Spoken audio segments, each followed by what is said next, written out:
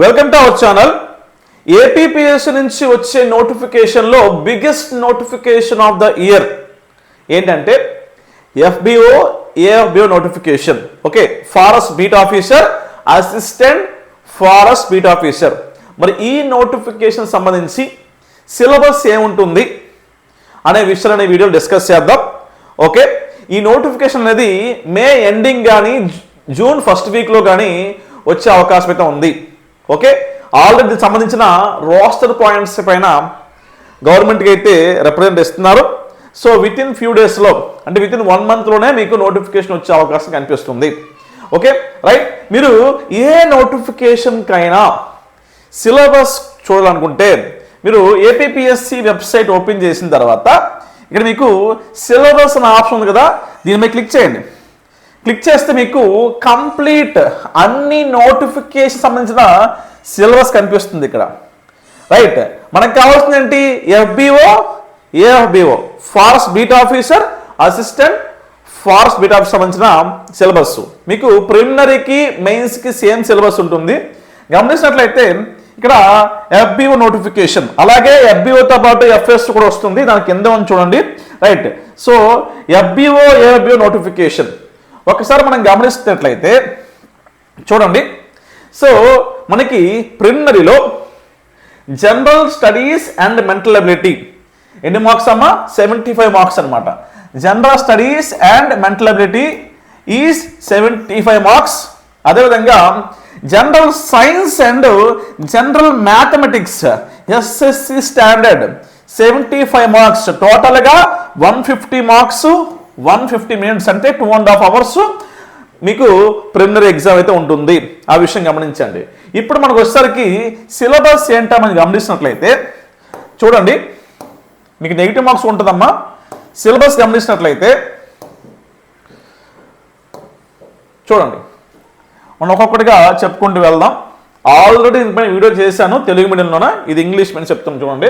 Right, so సిలబస్లో general studies and mental అబిలిటీలో మొదటగా general science. Okay, so దీంట్లో గమనించినట్లయితే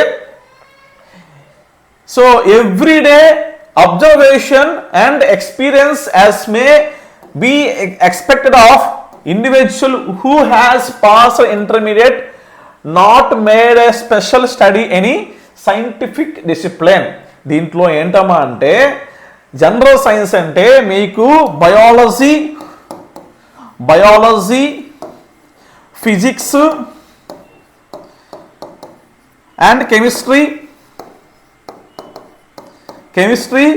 వీటితో పాటు science and technology SNT. Okay, so ఈ 4 సబ్జెక్ట్స్ అయితే దీంట్లో ఉంటాయన్నమాట. సో వెరీ బేసిక్స్ ఉంటాయి, అయితే మార్క్స్ కూడా ఎక్కువ ఇవ్వడు. సో దీని నుంచి మీకు 5 నుంచి 8 మార్క్స్ అయితే వస్తుంటాయి బేసిక్గా. చాలా ఎగ్జామ్స్లో ఈ ఫిజిక్స్, కెమిస్ట్రీ, బయాలజీలో తక్కువ వేస్తుంటాయి, కానీ ఈ నోటిఫికేషన్ పరంగా ఇంపార్టెంట్. ఇందులో ముఖ్యంగా biology topic is very important. So అందువల్ల మనకు వచ్చిన ఎక్కువ బిట్స్ బేసిక్గా ఏంటంటే దీని నుంచే ఎక్స్పెక్ట్ చేయొచ్చు. అరౌండ్ 10+ కూడా మనం ఈజీగా ఈ 75 మార్క్స్ ఎక్స్పెక్ట్ చేయొచ్చు అమ్మా. ఓకే, నెక్స్ట్ మనం గమనిస్తే సో సెకండ్ చూడండి, కరెంట్ అఫైర్స్ అమ్మ. ఇక్కడ కరెంట్ అఫైర్స్ చూసినట్లయితే national and Andhra Pradesh, there is no international current affairs, only national current affairs plus AP state సంబంధించిన కరెంట్ అఫైర్స్ అనమాట. ఓకే, దీనికి రెగ్యులర్గా మీరు లాస్ట్ 6 months ఎగ్జామ్ డేట్కి లాస్ట్ 6 months కరెంట్ అఫైర్స్ మీద కాన్సన్ట్రేట్ చేస్తే మంచి మార్క్స్ స్కోర్ చేయొచ్చు. అయితే అవుట్ ఆఫ్ 75కి ఇవి కూడా 10+ ఈజీగా వస్తాయండి. 10 నుంచి 15 మార్కులు ఖచ్చితంగా వచ్చే టాపిక్ అనమాట. నెక్స్ట్ చూడండి, అండ్ థర్డ్ టాపిక్ విషయానికి వస్తే history of India. Emphasis will be the board general understanding of the subject in the social, economic, cultural, political aspect of focus AP and national movement. Modern history of India అండి, modern history అని చెప్పేసి మీరు గుర్తుపెట్టుకోండి. Okay, modern history పైన ఏపీకి plus ఇండియాకి సంబంధించిన syllabus అనమాట.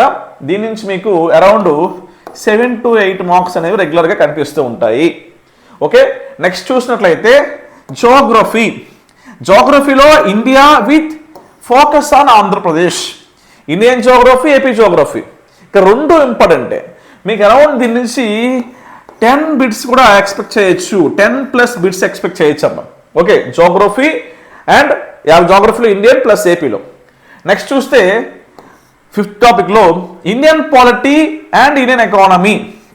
ఓకే, సో మనం గమనించినట్లయితే ఇండియన్ పాలిటీలో including countries political system, rural development, ఇది ఇండియన్ పాలిటీ. ఇండియన్ ఎకానమీ విషయానికి వస్తే planning, economic reforms in India. Okay, so planning commission, economic reforms అంటే 1991 ఎకనామిక్ రీఫార్మ్స్ అవ్వచ్చు, నీతి ఆయోగ్, రైట్, అంటే బేసిక్స్ ఉంటాయి, మరి గ్రూప్ 2 లెవెల్లో అయితే అవసరం లేదు కానీ బేసిక్స్ ఉంటాయి. ఓకే, దాంట్లో బ్యాంకింగ్ సిస్టమ్ గురించి మనకు బడ్జెట్ సర్వే సరిపోతుంది. ఓకే, సో ఈ 2 టాపిక్స్ నుంచి అరౌండ్ మీకు 15 to 18 మార్క్స్ వస్తాయి అన్నమాట. ఓకే, 15 to 18 మార్క్స్ వస్తుంటాయి. నెక్స్ట్ చూడండి 6th టాపిక్ మెంటల్ ఎబిలిటీ. ఖచ్చితంగా 75 మార్క్స్కి 5 మార్క్స్ అని 100% వచ్చే టాపిక్ ఇది. 5 మార్క్స్ ఉంటాయి మెంటల్ ఎబిలిటీలో, 5 to 8 మార్క్స్ ఖచ్చితంగా ఉంటాయి అన్నమాట. ఓకే, మెంటల్ ఎబిలిటీలో. Next mental ability reasoning and interference అనమాట. నెక్స్ట్ డేటా ఇంటర్ప్రిటేషన్ లేనప్పటికీ కాస్త కొన్ని 1-2 బిట్స్ ఇచ్చే అవకాశం కనిపిస్తుంది. నెక్స్ట్ 7th టాపిక్లో sustainable development and environmental protection. Okay, environment సంబంధించిన సబ్జెక్ట్ అండి. సో ఇది కూడా వెరీ వెరీ ఇంపార్టెంట్ సబ్జెక్టు. మీకు అరౌండ్ 5 to 8 బిట్స్ వచ్చే అవకాశం ఉంటుంది. సమ్ టైమ్స్ దీని నుంచే 10+ బిట్స్ ఎక్స్పెక్ట్ చేయొచ్చు. బేసిక్గా ఈ మధ్యకాలంలో ఎగ్జామ్ పేపర్ చూస్తే ఎన్విరాన్మెంట్ నుంచి, డిజాస్టర్ మేనేజ్మెంట్ నుంచి ఎక్కువ బిట్స్ వస్తున్నాయి. ఓకే, సో అరౌండ్ మీకు 8+ బిట్స్ కూడా ఎక్స్పెక్ట్ చేయొచ్చు. నెక్స్ట్ 8th టాపిక్ చూస్తే డిజాస్టర్ మేనేజ్మెంట్. ఓకే, సో ఈ డిజాస్టర్ సంబంధించి కంప్లీట్గా మనం చూస్తే అరౌండ్ ఇక్కడ కూడా 8 మార్క్స్ వచ్చే అవకాశం కనిపిస్తుంది. 8+ మార్క్స్ ఈజీగా వచ్చే అవకాశం కనిపిస్తుంది. సో ఓవరాల్గా ఇది 75 మార్క్స్ పేపర్ అనమాట. ఓకేనా, సో టోటల్గా 8 టాపిక్స్ ఉంటాయి, 75 మార్క్స్ అని చెప్పేసి మనం గమనించవచ్చు.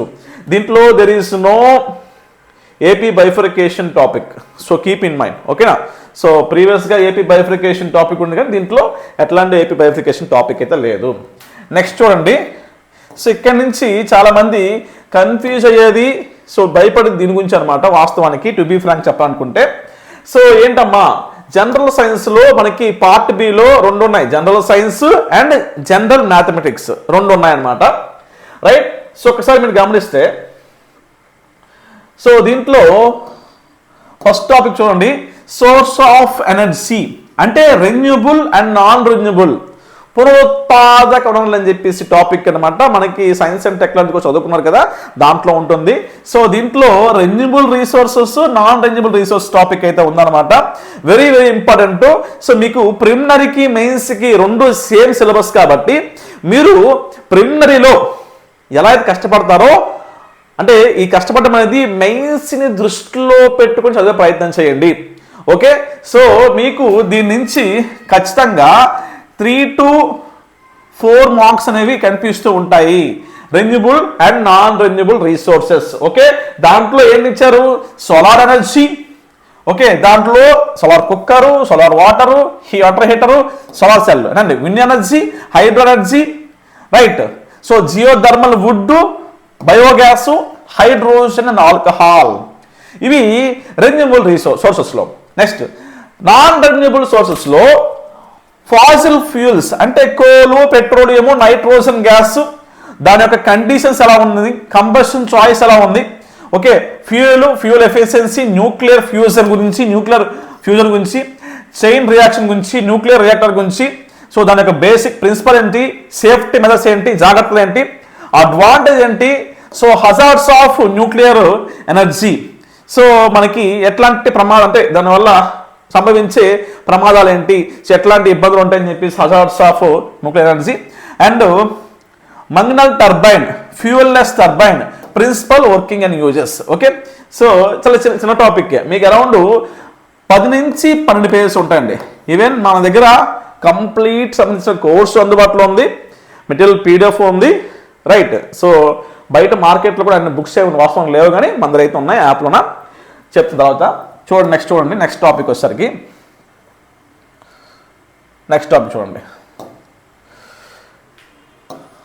సో సెకండ్ టాపిక్ దేంట్లో, జనరల్ సైన్స్లో చూడండి. సో లివింగ్ వరల్డ్, దీంట్లో మనం గమనిస్తే this topic is completely based on the biology topic. Okay, biology topic అని గుర్తుపెట్టుకోండి. Okay, right. సో దీంట్లో లైఫ్ ప్రాసెస్ సచ్ న్యూట్రిషన్ గురించి, పోషణ గురించి, సో మోడ్స్ ఆఫ్ న్యూట్రిషన్ గురించి, so autotrophic, hydrotropic and parasitic and saprophytes. Okay, so complete పోషణ గురించి, nutrition గురించి, న్యూట్రిషన్ ప్లాంట్స్ గురించి, nutrition animals like so animals గురించి, రైట్. సో ఇవి ఈ మూడు ఒక topic. Next human digestive system. Okay, జీర్ణ వ్యవస్థ అంటాం కదా, మానవ జీర్ణ వ్యవస్థ. సో డైజెస్ట్ సిస్టమ్ గురించి, right. Respiration of plants and animals గురించి, అందులో టైప్స్ ఆఫ్ రెస్పిరేషన్ గురించి, respiration through the skin, gills, okay, so lungs గురించి అయితే దీంట్లో ఇచ్చారనమాట. అండ్ నెక్స్ట్ లాస్ట్గా knowledge of structure and function of human respiratory system. దీంట్లో 3 టాపిక్స్ మనం గమనించవచ్చు. One is nutrition, second one is digest system, third one is respiration system. Okay, so దీంట్లో animals, plants, human అన్ని ఇచ్చారనమాట. So these topics already in cover in biology topic. అంటే biology students అవుతున్నారో వాళ్ళు మస్తుగా ఈ టాపిక్ని ఈజీగా చేయొచ్చు. అయితే మీకు కూడా కష్టమేం కాదు, వెరీ వెరీ ఈజీ, కొంచెం కాన్సన్ట్రేట్ చేయాలంతే. Okay, right. నెక్స్ట్ చూసినట్లయితే నెక్స్ట్ చూడండి, ట్రాన్స్పోర్టేషన్ అండ్ ఎక్స్కర్షన్, అంటే రవాణా, విసర్జన. ఓకే, సో తెలుగులో అర్థం. So transportation of plants and animals, so water కానీ, మినరల్స్ కానీ, ఫుడ్ కానీ, సో ఏ విధంగా బాడీ లోపల ట్రావెల్ చేస్తుందని చెప్పేసి, ఏ విధంగా బయటకు వస్తుందని చెప్పేసి. Okay, transportation in human, composition and function, blood clotting of blood groups. Okay, అంటే రక్త ప్రసరణ వ్యవస్థ గురించి కూడా ఉన్నాయి ఇక్కడ మనకి. So blood, heart structure and then functions, blood vessels, so ఇవన్నీ కూడా చూడండి గమనిస్తే. సో ఇది ట్రాన్స్పోర్టేషన్ గురించి. నెక్స్ట్ విసర్జన గురించి, ఎక్స్కర్షన్ ఆఫ్ ఎనిమల్స్ గురించి, రైట్. సో ఎర్త్వార్మ్స్ గురించి, ఎక్స్కర్షన్ ఇన్ హ్యూమన్, రైట్. తర్వాత నర్వస్ సిస్టమ్, నాడీ వ్యవస్థ. ఓకే, సో ఇక్కడ చూసినా సరే అగైన్ మనకి 3 టాపిక్స్ కనిపిస్తున్నాయి. ఒకటి ట్రాన్స్పోర్టేషన్, రెండవది ఎక్స్కర్షన్, మూడవది నర్వస్ సిస్టమ్. ఓకే, ఇది కూడా మనకి బయాలజీలో ఉన్న టాపిక్కే. నెక్స్ట్ చూడండి.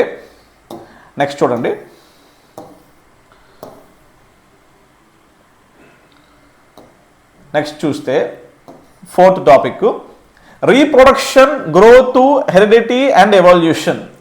Reproduction and growth. Okay, so ప్రత్యుత్పత్తి వ్యవస్థ. సో ఇక్కడ గమనించినట్లయితే so sexual, human. Okay, right. So ఇక్కడ మనకి ప్రత్యుత్పత్తి వ్యవస్థ. సో ఇది also biology topic. Next heredity, వారసత్వం అండ్ ఎవల్యూషన్, పరిణామం అంటాం. ఓకే, సో ఇది కూడా మనకి ఇచ్చారనమాట. So heredity and variations, physical basis of heredity గురించి, ఎలిమెంటరీ నాలెడ్జ్ ఆఫ్ ఎవల్యూషన్ గురించి అనమాట. Okay, so this is also biology topic అని గమనించండి. సో అంటే మీరు గమనిస్తే ఈ బయాలజీ టాపిక్స్ ఏవైతే ఉన్నాయో, ఈ బయాలజీ టాపిక్స్ నుంచి ప్రిలిమినరీలో కానీ, మెయిన్స్లో కానీ అరౌండ్ మీకు ఇక్కడ 25 to 28 మార్క్స్ కనిపిస్తాయి. మేజర్గా దీని నుంచి మీకు బిట్స్ వస్తాయనే విషయం గమనించవచ్చు. ఓకే, నెక్స్ట్ మనం గమనిస్తే next topic natural resources.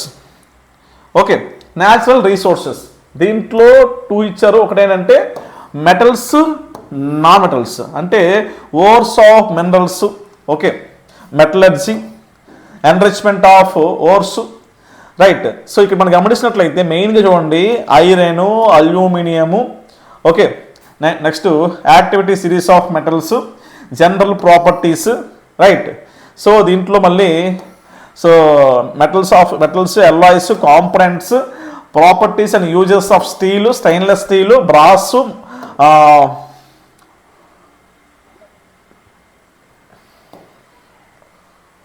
మాంగళ్యము, alloy of gold.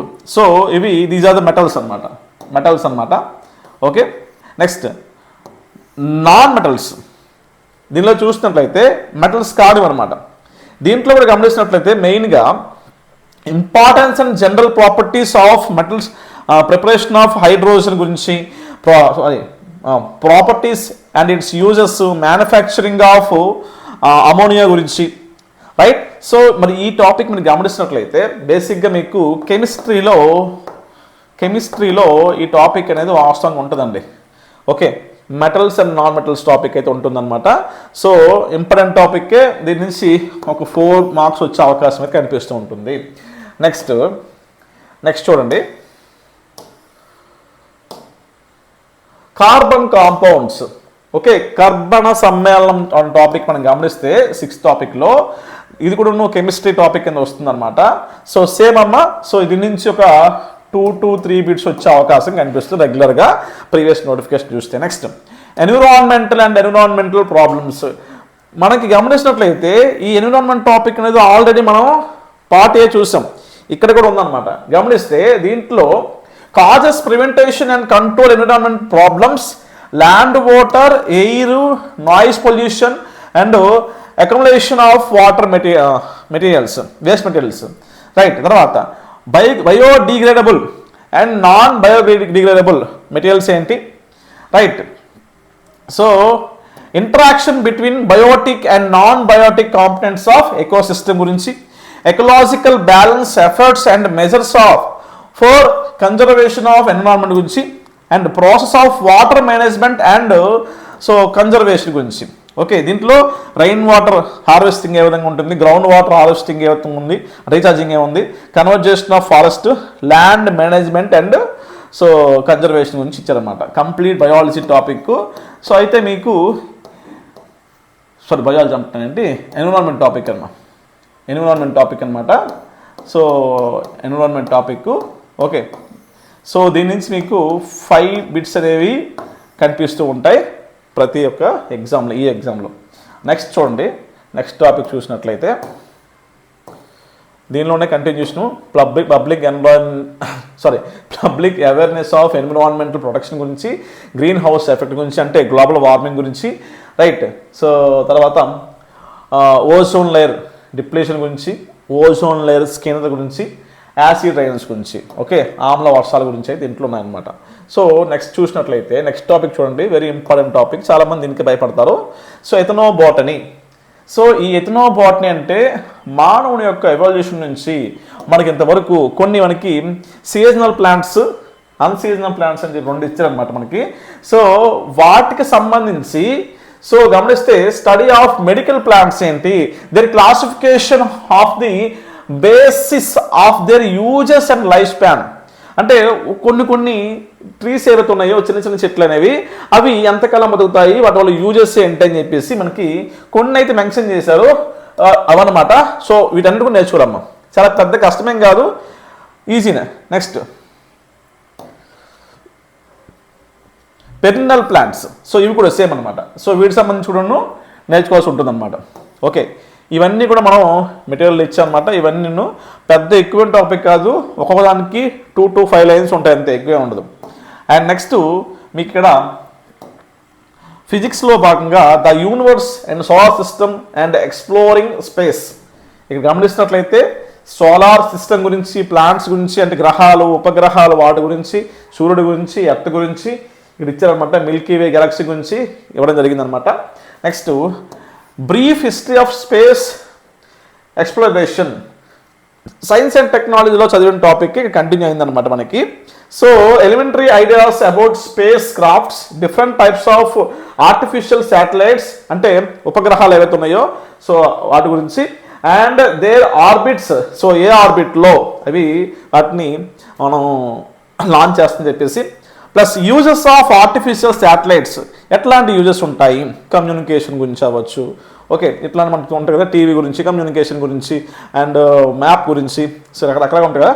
So communication, weather గురించి, వెదర్ ఫోర్కాస్టింగ్ గురించి, remote sensing and space exploration. So ఇది జనరల్ సైన్స్లో మొత్తంగా 9 టాపిక్స్ అనమాట. ఓకే, గమనించండి. నెక్స్ట్ జనరల్ మ్యాథమెటిక్స్లో ఇక్కడ అర్థమెటిక్, ఆల్జబ్రా ఇచ్చారనమాట. అర్థమెటిక్లో మీరు గమనించినట్లయితే, ఓకే, అర్థమెటిక్లో సో నెంబర్ సిస్టము ఇచ్చారమ్మా. So rational and real number ఇచ్చారు.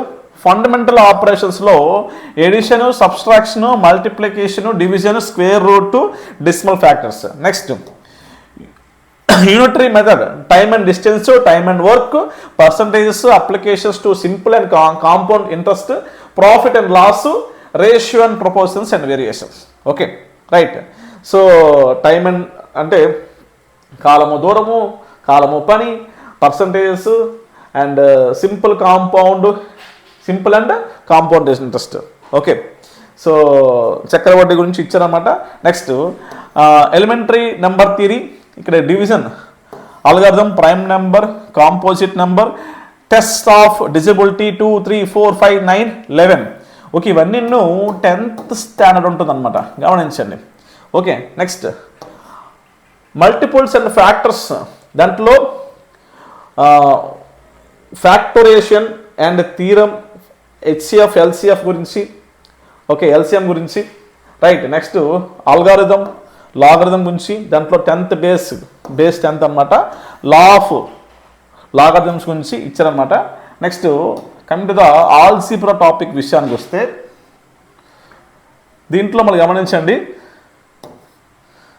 ఇక్కడ మళ్ళీ హెచ్సిఎఫ్, ఎల్సిఎం గురించి, అండ్ అగైన్ మనం గమనించినట్లయితే దీంట్లో so quadratic equations and relation between it's roots and coefficients, right. So వాటి గురించి ఇచ్చారు.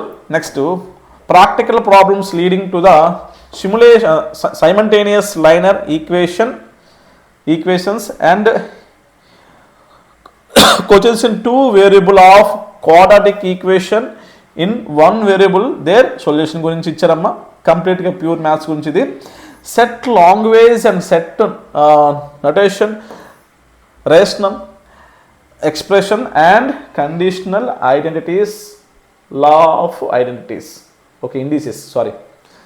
సో ఇది కంప్లీట్గా మనకిచ్చిన సిలబస్ అనమాట.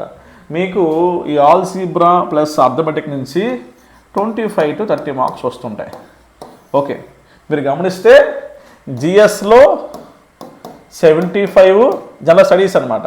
తర్వాత జనరల్ సైన్స్లో అరౌండ్ మీకు 40 to 45, నెక్స్ట్ జనరల్ మ్యాథ్స్లో 25 to 30. ఓకే, సో మొత్తంగా చూసుకుంటే 150 మార్క్స్ అండి. సో ఇది సిలబస్. ఈ సిలబస్ పెద్ద సిలబస్ అయినప్పటికీ ఈజీగా నేర్చుకోవచ్చు, పెద్ద కష్టమేం కాదు. జిఎస్ మీ అందరికి వచ్చిందే. జిఎస్లో భాగంగా బయాలజీ చదువుకున్నారు, ఫిజిక్స్ చదువుకున్నారు, సైన్స్ అండ్ టెక్నాలజీ చదువుకున్నారు, కెమిస్ట్రీ చదువుకున్నారు. వాటినే కొంచెం ఎన్లార్జ్ చేశారనమాట. అంటే దీంట్లో నార్మల్ కన్నా ఇక్కడ మనం జిఎస్తో పాటు జనరల్ సైన్స్ టాపిక్ ఎక్కువ చదవాల్సి ఉంటుందన్నమాట. దాంతోపాటు మ్యాథమెటిక్స్ కూడా దీంట్లో ఉందన్నమాట. Okay, right. సో ఇది నా సిలబస్. మీకు దీనికి సంబంధించిన బెస్ట్ బుక్స్ వీడియోస్ ఏమైనా చేస్తాను, రైట్. సో ఆల్రెడీ గతంలో చేసినప్పటికీ మరొకసారి చేయమని చేస్తాను. లేదు సార్ ఒక చిన్న పీడిఎఫ్లో ఏమన్నా ఇచ్చేస్తాను, ఓకే, టైం వేస్ట్ కాకుండా, అది మీ ఇష్టం అది. సో పీడిఎఫ్ అని ఇస్తాను, లేకపోతే మీకు బుక్స్ వీడియో ఏమైనా చేస్తాను. బట్ ప్రిపరేషన్ స్టార్ట్ చేయండి. మే ఎండింగ్ నోటిఫికేషన్ ఖచ్చితంగా రాబోతుంది. టైం అయితే వేస్ట్ చేయొద్దు.